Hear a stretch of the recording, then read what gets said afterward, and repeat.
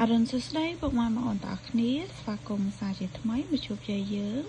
នៅព្រឹកនេះដែរយាយយើងមានតម្រូវថ្មីសម្រាប់ពុកម៉ែបងប្អូនទស្សនានៅមើលកំសាន្តលេងសម្រាប់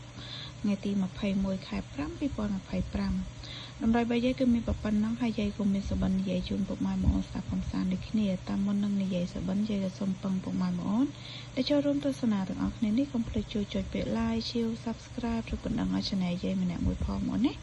ដើម្បីទទួលបានវីដេអូក្រោយៗក៏ដូចជាពុកម៉ែបងប្អូនចង់បានតម្រូវតាមម៉ោងកុំភ្លេចណា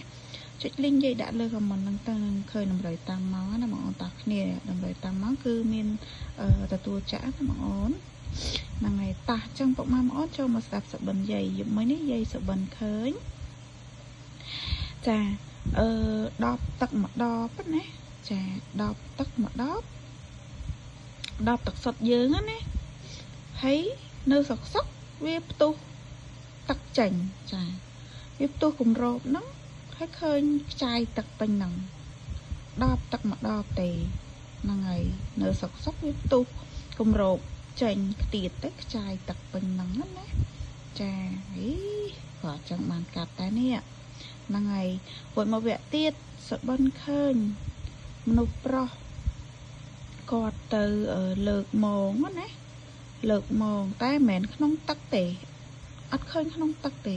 តែបានសត្វតែត្រីងាប់ចាបានសត្វតែកូនត្រីងាប់តិចតួចជាប់មងហ្នឹងណាបងអូនជាប់មងដែលគាត់លើកមកហ្នឹងទៅមនុស្សប្រុសណាហ្នឹងហើយអញ្ចឹងយាយក៏កាត់យក10គុតគុណ17 30គុតគុណ39គុណ49 7 10គុត3 49 9 40គុតអស់10និងអស់30ចា